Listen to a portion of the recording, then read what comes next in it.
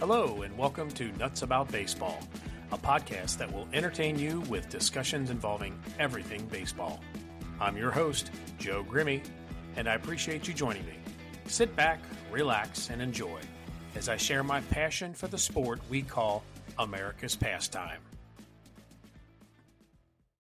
Welcome, everyone, to this episode of Nuts About Baseball. I'm your host, Joe Grimme, and today I'm going to talk about the World Baseball Classic. This is going to be a guide and somewhat of a preview as to what you might expect. I'm going to talk a little history first about some previous tournaments. Then I'm going to explain the format to you. I'm going to go through some of the names on the rosters that you might recognize. And then I'm going to provide my predictions. Not that you care, but I'm still going to give them to you. So let's get right into it.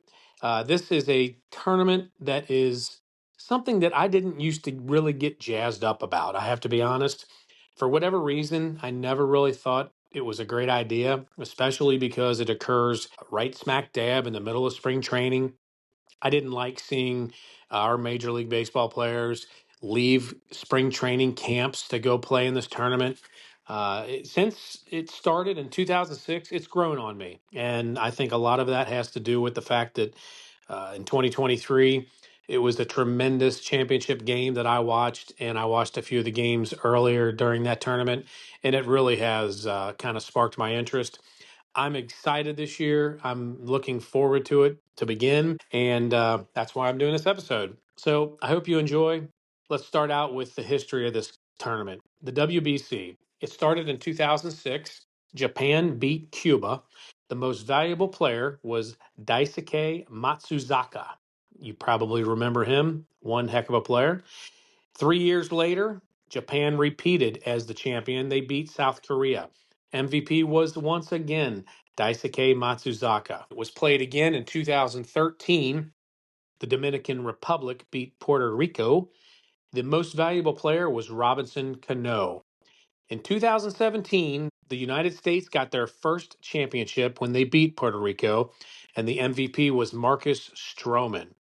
And then 6 years later, the last time they played the WBC was in 2023. Japan beat the United States. The most valuable player was Shohei Ohtani.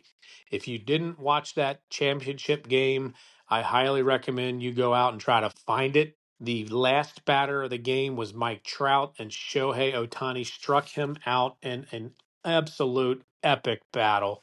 It was great. It really sparked my interest, and it made me look forward to the next tournament, which starts tonight as I record this on Wednesday afternoon. So, how does it work? Well, the first round, now there are 20 teams in this thing. There are four pools, four groups of five teams. Pool play. Every team in each pool will play each other in that particular pool. So, out of the five teams, you're going to play the other four once. You're going to have four games. The top two teams from that pool play advance. The pool play actually begins tonight and it goes through March 11th. After the pool play is completed, the top two teams from each pool advance to the next round, the quarterfinals. So we're going to have 8 teams left.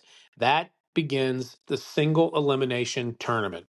The quarterfinals, where Pool A plays Pool B, will be played on March 13th and March 14th. Pool C will play Pool D. That will also be played on those same dates, March 13th and March 14th. The winners from the quarterfinal round will then move on to the semifinals.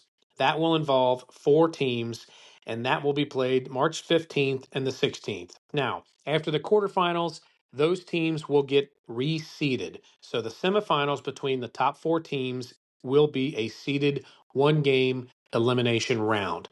The winners of those two games will move on to the championship to be played on March 17th, St. Patrick's Day, and the championship will be between the top two teams that make it.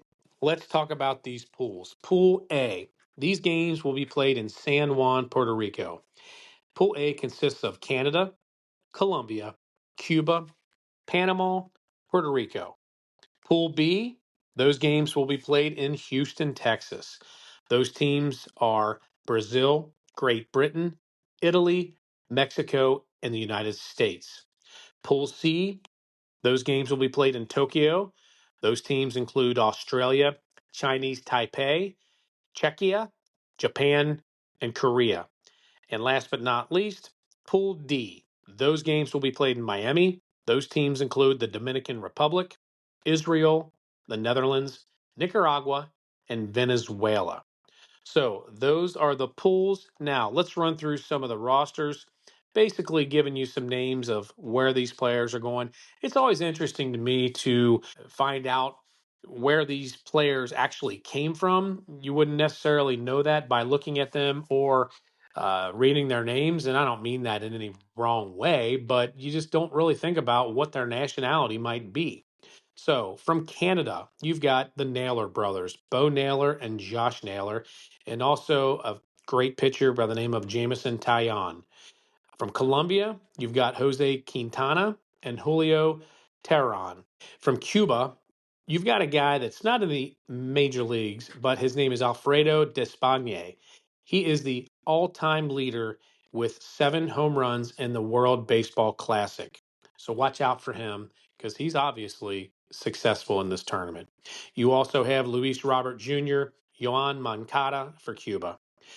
Puerto Rico, they have some decent names as well. Seth Lugo, Fernando Cruz, Jorge Lopez, Edwin Diaz, Edwin Arroyo, and Nolan Arenado.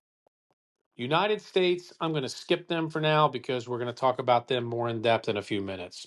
Mexico, they have Jaron Duran, Jonathan Aranda, and Randy Arozarena. Italy, Aaron Nola, Michael Lorenzen, Vinny Pasquantino, and Jack Caglianone. From Great Britain, you've got Jazz Chisholm Jr. From Brazil, 2 players that interest me. Lucas Ramirez. If you're around my age, you remember Manny Ramirez. This is his son, Lucas. And also Joseph Contreras. That's Jose Contreras' son. So I'm anxious to see these 2 kids play and how they can compete.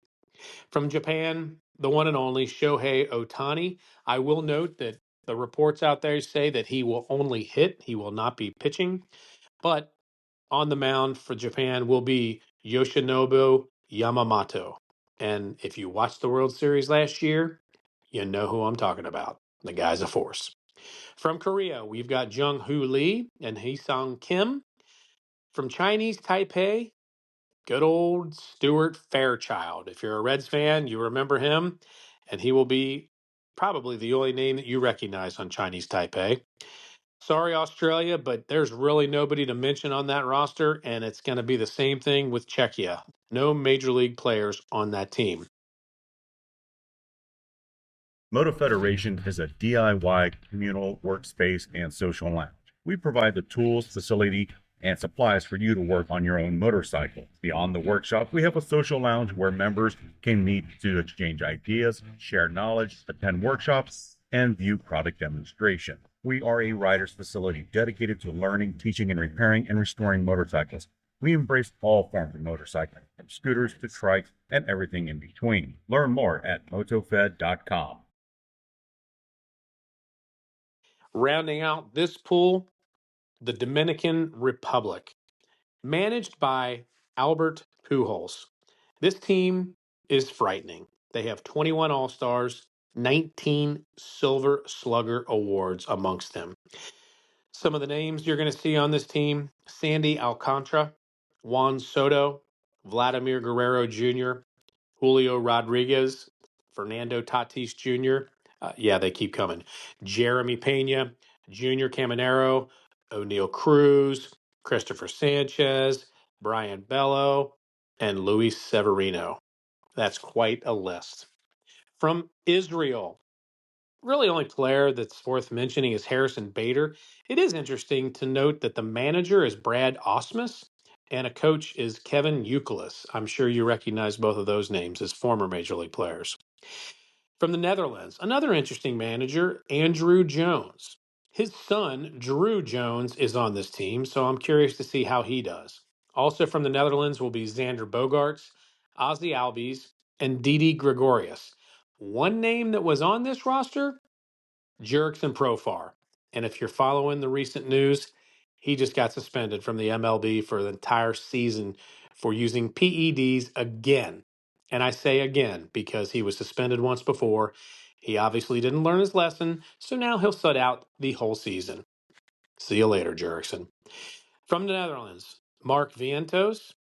And then finally, Venezuela, Salvador Perez, Jackson Chorio, Wilson Contreras, his brother William Contreras, Luis Ariz, Eugenio Suarez, Gleyber Torres, Ronald Acuna Jr., and on the bench, coaching will be hitting coach Miguel Cabrera and pitching coach Johan Santana.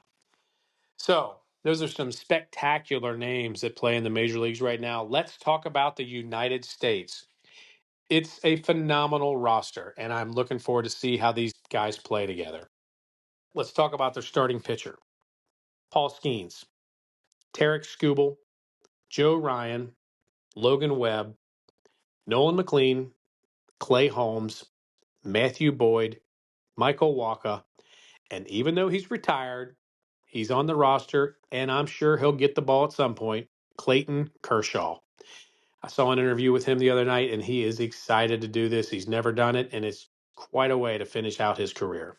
The relief pitchers on the roster, Mason Miller, Griffin Jacks, Garrett Whitlock, Garrett Clevenger, David Bednar, Gabe Spire, and Brad Keller. Their catchers, doesn't get much better than this, Cal Raleigh and Will Smith. Infielders, at first base, you got Bryce Harper and Paul Goldschmidt. At second base, you got Bryce Terang. Third base, we've got Alex Bregman and Gunnar Henderson. And at shortstop, we've got Bobby Witt Jr. and Ernie Clement. Your outfielders will be Aaron Judge, Byron Buxton, Corbin Carroll, and Pete Crow Armstrong. Slotted as the designated hitter is Kyle Schwarber. Their coaching staff, the manager, Mark DeRosa, bench coach, Michael Young, assistant coaches, Freddie Gonzalez and Brian McCann, hitting coaches, which is kind of fun, Sean Casey and Matt Holliday. The pitching coach is Andy Pettit. And then the first base coach, George Lombard, and third base coach, Dino Ebel. Reds in the WBC, there's a few minor leaguers, but the only two that you probably have really heard of, Eugenio Suarez, he will be playing for Venezuela, as I mentioned before, and Edwin Arroyo, he'll be playing for Puerto Rico. So there you have it. Good rundown of lots of players that are involved in this tournament. It actually starts tonight, 10 p.m. Chinese Taipei versus Australia. Sorry, guys, but it's kind of a who cares game because I don't know that it's even worth staying up for. I won't be doing it. There are two games tomorrow on Thursday, but a full slate of games will be played on Friday, and that's when the United States open up. On Friday at 8 p.m., they play Brazil. The following day, March 7th, Saturday, they will play Great Britain at 8 p.m. On Monday, they will play Mexico at 8 p.m. And on Tuesday, they will play Italy at 9 p.m. All these games, I believe, are going to be on the Fox networks. I don't know which channels. They have so many. You'll just have to do some searches on the internet or just scroll through with your remote.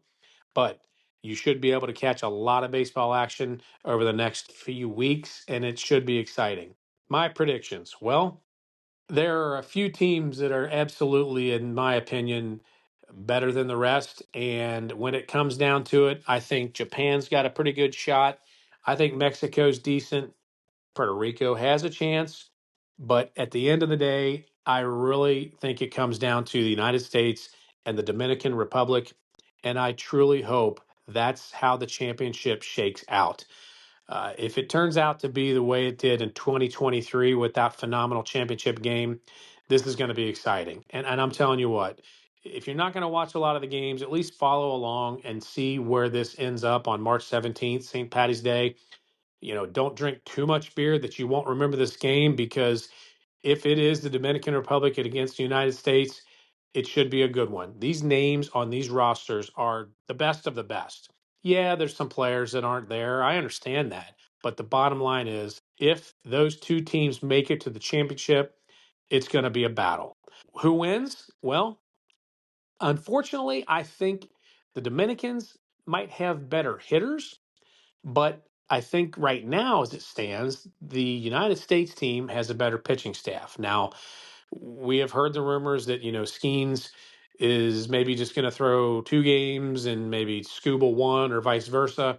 And I don't know how long they're going to be with these teams if they're going to make it to the 17th. Some of these players, I think, are going to play a couple games and maybe go back to their spring training camps. So a lot depends on who stays with this team as far as pitchers are concerned and whether they can answer the bell and hold these Dominican Republic hitters in check if these two teams match up. I'm going to put my faith in the United States team. At the end of the day, on March 17th, the champion for the second time only will be the United States team. I hope you've enjoyed this. Get ready for a fun tournament. I'm telling you, it's exciting. These teams, these countries, they really get behind this. I will admit, I didn't used to, but I do now. Go out there, watch these games, enjoy it, and I appreciate you listening. Until next time, I am Joe Grimme, and I am nuts about baseball.